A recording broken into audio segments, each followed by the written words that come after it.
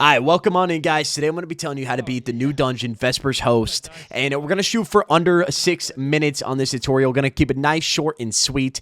Keep it pretty simple for y'all, so no point in over-explaining things. This dungeon is pretty straightforward once you know kind of the base mechanic. You are going to be dealing with the same mechanics that you were dealing in Deepstone Crypt, such as Scanner and Operator. This first room, I wouldn't describe it really as an encounter. It's just kind of teaching you the mechanic. You are going to need to find Scanner and Operator in this room. Once you've found Scanner, you're going to be able to go down to multiple different panel locations, and they're going to appear in your mini-map area as kind of a crossed out yellow, as you can see. Now, if that's the correct place, then it will kind of hollow out white. Once it's completely white, you'll know that that is the one that your operator needs to shoot for you. Your job as Scanner, this entire raid, is finding what needs to be shot at by the operator for your friends. Now, the first encounter here, this one, I'm not going to lie, on contest is pretty tedious. It does have a time limit, but on normal, it's pretty smooth sailing. This room is going to have 3 different points that you're going to need to go into. It's going to have heart, lungs, and brain. Once you've decided which side you want to start on, just keep in mind you are going to rinse and repeat the exact same mechanic for the other 2 rooms as well. Before you do anything, though, you definitely need to collect Scanner from this room to move forward. After you kill the Brig, it's going to go ahead and spawn right here in the middle, kill the guy, collect Scanner, and move on to one of the 3 rooms. Now, as you make your way towards the objective in the room, you're going to notice a bunch of holes on the platforms that you're walking or jumping over. Now, the reason for that is an object that you're going to pick up in these rooms once you're done is going to prevent you from jumping or even like moving as quickly as you normally do, so be prepared for that. The only 2 enemies that are really kind of a problem in these rooms are going to be these taller, kind of completely invisible vandals. I would say they're quote-unquote beefy, but also at the level cap, it's not that big of a problem. Don't forget to always kind of rotate your timer for your augments as well. You're going to go in here as Scanner, and you're going to do the same thing. Go up to these kind of tile things, see which ones are real and see which ones are not. If they're not, they very much will just disappear. You're going to go ahead and call it out to your man that is Operator. And then once you go ahead and complete that, it's actually going to go ahead and spawn a nuke. Now, with that nuke, you're going to need to pick that up and bring it all the way back into spawn. But also deposit your Scanner and your Operator, because then those will carry over into the next rooms, and then you don't really have to worry about that. So go ahead, bring the nuke all the way back. Now, if your radiation hits 10, it will go ahead and kill you. But the nice thing is you can drop it and go ahead and pick it up whenever kind of you feel like it. So definitely, I recommend getting it as close as you can to 9, dropping it. You definitely can juggle it as one person, or you can toss it back and forth between you and your friends. I just wouldn't worry too much. It does tick down pretty quick. Now, you will rinse and repeat that same idea 3 different times. Once you do, there's going to be one large Brig that you need to beat. This is kind of like the boss of this quote-unquote encounter, but not an actual full-blown boss. Then you'll have all 3 nukes deposited, and then that will go ahead and end the encounter, and you can go ahead, collect your loot, and move on to the next step. Now, here we go. Encounter, well, not even full encounter number 2. It's going to be kind of the middle ground encounter. Not going to lie, this one is kind of just a juggling back and forth of powering on doors and powering off doors. Basically, you'll open a door, you'll see a captain in there, kill the captain, pick up a nuke from him, power the door off behind you to power the door forward. I wouldn't necessarily say that there's a set rhythm to this, at least in my opinion. When we did it on contest mode, the captain always spawned in the room immediate to the left when you kind of spawn in area, but for some reason on normal, he didn't, and we had to go and find him. So I don't know if it's just random where the captain spawn. The only thing that is not random is definitely the nukes. They need to go in order. Each sort of kind of deposit area, you will see a 1 through 5. This whole time, you're kind of avoiding the boss sliding back and forth. Can't do any damage to him, but eventually you will hit the end of this after 5. Total nukes deposited. Like I said, just kind of juggling back and forth, a semi kind of maze thing. So far, I haven't seen it work the same way every single time, so I'm going to go out on a limb and say that it's fucking random. But who knows? Maybe I'm wrong. Now, once you go ahead and deposit that 5th and final nuke, it's going to open up the final door. Mind you, there's no other doors for you to go through. You're just going to kind of run right past him, slide in this hole, move on to the actual encounter. Miss. Right, now it's time for the next encounter that does actually have a boss fight. So for this one, first things first, you are going to notice in the beginning of this room, you are immediately going to be locked into these numerical panels that can be shot on the wall. Obviously, you're going to need operator to shoot those, but we are not quite there yet. Just keep those in mind that those are around that wall. Now, I do personally recommend for this kind of boss fight that having really any sort of super or anything that can chunk away at a boss. We personally here used Parasite and anything that could weaken. I ran Stasis also because Tether was, banned during this time. But anything that can kind of chunk away at a boss, definitely recommend on this. Now for this encounter, those numbers that we mentioned are going to be important. Eventually, the boss is going to go ahead and spawn a kind of mini boss in the middle. Once you kill him, you are actually going to be teleported to a room above you. When you are teleported to that room above you, definitely focus on killing all of the shanks first, but then an augmented shank is going to spawn. You are going to kill that augmented shank as soon as he comes forward enough to where it is not going to be deadly for you to run up to the boss and pick it up.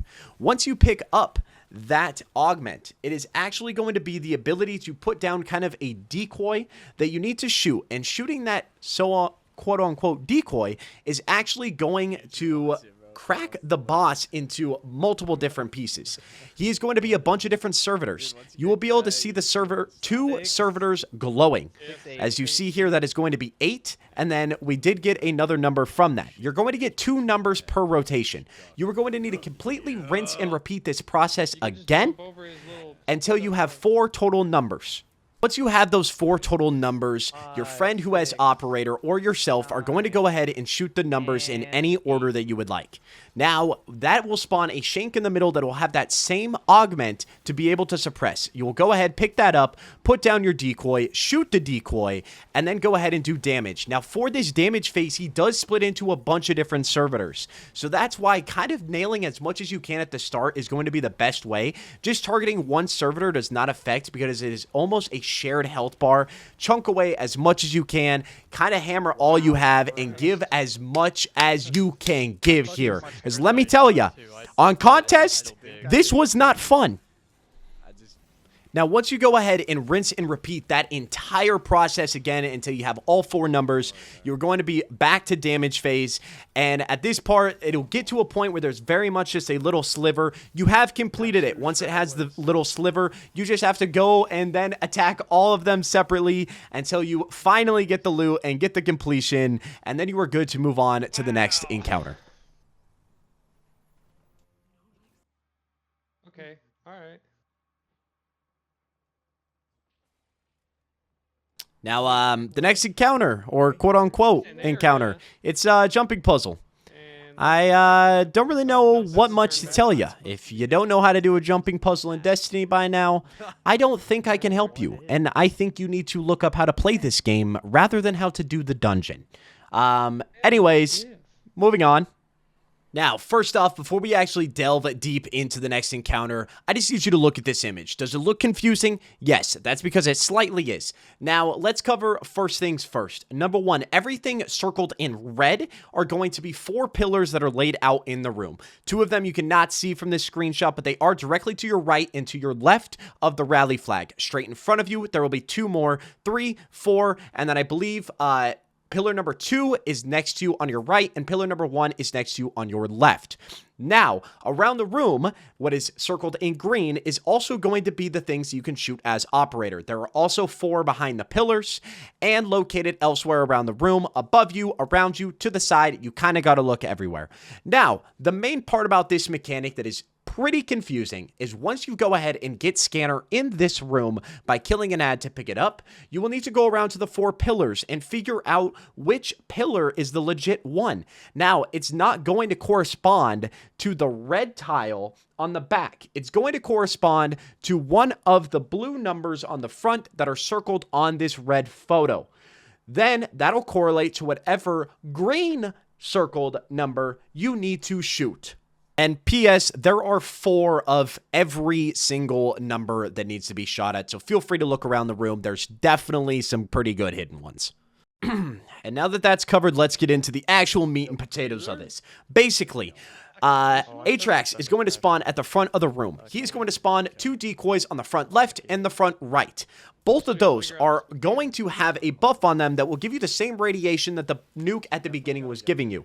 Your best strat here is you need to go ahead and find the augment that will give you suppression. You will go ahead, collect the suppression from killing an ad, be able to place down a replication of a person, shoot it when one of the Atrax copies are in it to be able to kill the copy. You will need to kill both copies to move on to the next little phase of ads. With that next phase of ads, we'll go ahead and spawn Scanner. Once you go ahead and collect Scanner, you will go around to the 4 pillars, figure out which pillar is legit, and at that same time, you will have to take care of 2 more Atrax copies with the same way you did before. Now, once you go ahead and do that for a second time around, then the 3rd batch of ads will spawn, and that will spawn Operator. Once you go ahead and kill the guy that has Operator, you'll go ahead, pick it up, shoot the number that corresponds to the pillar that you found to be correct, shoot all 4 locations, then boom, you're done and can go downstairs. Easy, right? Now, before you drop down on the tube on either side, you will notice there will kind of be red lights that will be beckoning for you to go in one direction or the other. Going in the proper direction of the lights will lead you straight to the boss rather than needing to guess or run around until you find him. Once you have found Atrax in a room, that room is going to have all of your augments if you have deposited them up at the top like you should have. Now, every single augment could be used here. I personally recommend the suppressor one. You do not need to touch. That one is only used for taking care of all the replicated Atraxes that are running around. Personally, you don't even have to bother with them. If you want to and they're annoying the hell out of you, go ahead, get rid of them. Otherwise, we're only worried about Scanner and Operator. Operator will go ahead and pick up his buff and will go ahead and shoot just 4 panels in each of the rooms. No order to it. Just go ahead, shoot the panels. Boom, it'll start a lockdown protocol sequence.